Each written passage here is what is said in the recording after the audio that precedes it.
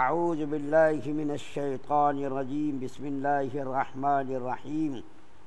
وماذا علیہم لو آمنوا باللہ والیوم الآخر وانفقوا مما رزقهم اللہ وکان اللہ بہم علیما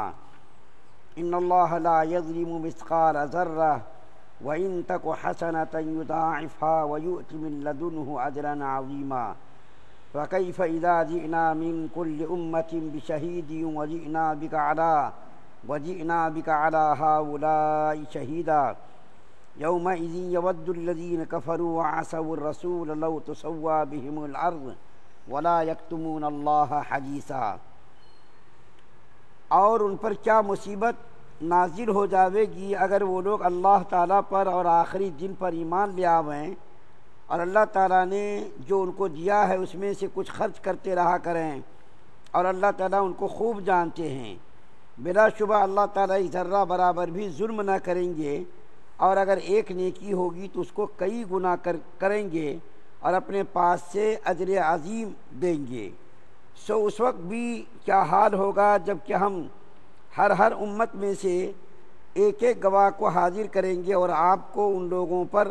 گواہی دینے کے لیے بلاویں گے۔ اس روز جنہوں نے کفر کیا ہوگا اور رسول کا کہنا نہ مانا ہوگا وہ اس بات کی آرزو کریں گے کاش ہم زمین کے پیبند ہو جاویں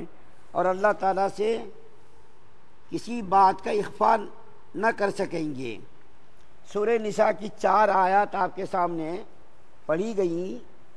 39، 40، 41، 42۔ عام طور پر میں اتنی آیات تلاوت نہیں کیا کرتا کیونکہ وقت کم ہوتا ہے، لیکن چونکہ مضمون یکساں ہے اس لیے میں نے چاروں آیات کی تلاوت کی۔ اس سے پہلے کی آیات میں اللہ تعالیٰ نے انکار خدا، انکار آخرت اور تکبر اور بخل کی مذمت بیان کی تھی، یعنی اوپر کی آیات میں، اس سے پہلے کی آیات میں خدا کا انکار اور آخرت کا انکار اور تکبر اور بخل جیسی خبیث ترین بیماریوں کو اللہ تعالیٰ نے بیان کیا تھا، اس کی مذمت بیان کی تھی۔ سب سے پہلی آیت جو اس وقت پڑھی گئی 39 نمبر کی آیت، 39 نمبر کی آیت میں اللہ تعالیٰ نے مال خرچ کرنے کی ترغیب دی ہے اور اللہ کی ذات پر اور آخرت کے دن پر ایمان لانے کی اللہ تعالیٰ نے ترغیب دی ہے کہ اللہ کی ذات پر ایمان لاؤ، آخرت کے دن پر ایمان لاؤ اور اللہ کے دیے ہوئے مال میں سے خرچ کرو۔ کیا مصیبت پہنچے گی اور کیا نقصان پہنچے گا اگر تم اللہ کی ذات پر ایمان لے آؤ اور آخرت پر ایمان لے آؤ اور اللہ کے دیے ہوئے مال میں سے خرچ کرو تو کوئی نقصان نہیں پہنچے گا، اس میں تو فائدہ ہی فائدہ ہے، اور یہ کرنا آسان ہے، اس کے اندر کوئی مشکل اور پریشانی نہیں ہے۔ اللہ کی ذات پر ایمان لانا کیا مشکل ہے، آخرت کے دن پر ایمان لانا یہ کیا مشکل ہے، اور جو اللہ نے دیا مال دیا ہے اس میں سے خرچ کرنا یہ بھی کوئی مشکل نہیں ہے۔ پھر دوسری آیت جو 40 نمبر کی آیت پڑھی گئی، اس آیت کریمہ میں اللہ تعالیٰ کا بڑی زبردست بشارت مسلمانوں کے لیے ہے کہ اگر تم کوئی نیک کام کرو گے تو اللہ تعالیٰ اس نیکی میں کچھ کمی نہیں کریں گے، ذرہ برابر کمی نہیں کریں گے۔ میں اکثر ذرہ کی مثال دیا کرتا ہوں۔ ذرہ کس کو کہتے ہیں؟ ایک تو ہے عرب کے لوگ حقیر شے کو ذرہ کہتے ہیں، سرخ چوٹی جو چوٹیوں میں سب سے نچلے درجے کی چوٹی ہوتی ہے اس کے لیے یہ ذرے کا استعمال کرتے۔ لیکن میں عام طور پر مثال دیا کرتا ہوں کہ اب دیکھیں سورج نکلنے والا تھوڑی دیر کے بعد جب سورج نکلتا ہے تو کھڑکیوں سے ان سورج کی شعاؤں کے ساتھ ساتھ باریک باریک ذرہ آپ کو نظر آئے گا۔ جب سورج نکلتا ہے اس کی روشنی سورج کی روشنی جب بکھر جاتی ہے تو اس روشنی کے ذریعے کھڑکیوں سے آپ دیکھیے، جا کر کے دیکھا ہوگا آپ نے بارہا کہ روشنی کے ساتھ ساتھ باریک باریک بالکل ذرہ، اور اس کو آپ پکڑنا چاہتے پکڑ بھی نہیں سکتے، وہ ہاتھ میں بھی نہیں آتا، معلوم بھی نہیں ہوتا وہ ہے کیا، لیکن روشنی کے ساتھ ساتھ باریک باریک آپ کو کوئی چیز نظر آئے گی، وہ ہے ذرہ۔ اس ذرے برابر بھی اگر کوئی نیکی کرے گا تو اللہ تعالیٰ اس نیکی کے بدلے بھی بہت زیادہ اجر دیں گے۔ اور حدیث شریف کے اندر اور خود قرآن کے اندر اللہ فرماتے واللہ یضاعف لمن یشاء کہ اللہ تعالیٰ ایک نیکی کا بدلہ 10 نیکیوں کے برابر دیں گے۔ من جاء بالحسنۃ فلہ اجر امثالها، ایک نیکی اگر تم لاؤ گے تو ہم اس کے بدلے میں تم کو 10 نیکی دیں گے۔ اور یہاں تک کہ 700 نیکیوں تک کا ذکر ہے۔ اور قرآن کے اندر خود اللہ فرماتے واللہ یضاعف لمن یشاء، کہ اللہ تعالیٰ جتنا بڑھانا چاہیں بڑھائیں گے، وہ اللہ کو معلوم ہے، انسان کو معلوم نہیں۔ اور میں ایک کتاب میں رات کو جب مطالعہ کر رہا تھا، تفسیر کی تیاری کر رہا تھا، تو ایک کتاب کے اندر ایک روایت بیان کی گئی کہ 20 لاکھ ایک نیکی کے بدلے اللہ تعالیٰ 20 لاکھ نیکیاں دیں گے۔ اللہ تعالیٰ کیسا داتا ہے اور کیسا سخی ہے کہ انسان کی نیکی اگر ہوگی ذرہ برابر بھی تو اس کو خوب اللہ بڑھا کر کے دیں گے، اور کسی کے ساتھ کمی بالکل نہیں کریں گے بلکہ اس کو بڑھا کر کے دیں گے۔ اس کے بعد جو تیسری آیت پڑھی گئی یعنی 41 نمبر کی آیت، اس آیت کریمہ کے اندر قیامت کا ہولناک خطرناک دن کو بیان کیا ہے کہ قیامت کے دن ساری امتیں جمع ہوں گی، جتنے نبی آئے 1,24,000 یا 1,40,000 اللہ کو معلوم ہے کتنے نبی آئے، ان تمام نبیوں کی امت کو اللہ تعالیٰ قیامت کے دن جمع فرمائیں گے۔ جب ان کو جمع فرمائیں گے تو ان سے پوچھا جائے گا کہ دنیا کے اندر تم کیا کر کے آئے اور تم ایمان لائے کیا، تم نے جو ہے مجھ کو مانا کیا، میرے ساتھ تم نے کسی کو شریک تو نہیں کیا۔ تو وہ جو کافر امتیں ہوں گی، وہ کافر امتیں اللہ کی اس بات پر انکار کر دیں گی، واللہ ربنا ما کننا مشرکین، ہم نے تو شرک کیا ہی نہیں، ہم آپ کے ساتھ ہم نے کسی کو شریک نہیں کیا۔ تو اللہ تعالیٰ اور وہ لوگ یہ بھی کہیں گے کہ ہم کو کوئی بتانے والا، کوئی ڈرانے والا اور آپ کی بات کو بتانے والا کوئی آیا نہیں۔ وہ لوگ وہاں بھی جھوٹ بول دیں گے، دیکھیے کیسی ہمت اور جرت ہوگی جھوٹ بولنے کی، وہاں بھی جھوٹ بولیں گے۔ تو اللہ تعالیٰ ہر امت کی گواہی کے لیے ایک ایک نبی کو بلائیں گے، تو وہ لوگ نبیوں کو بھی انکار کر دیں گے، یہ نہیں آئے میرے پاس، ہم اس کو پہچانتے نہیں، اس کو جانتے نہیں، یہ آئے نہیں ہمارے پاس۔ تو اللہ تعالیٰ دیکھیے امت محمدیہ کو، اس زمانے کے جو نبی ہوں گے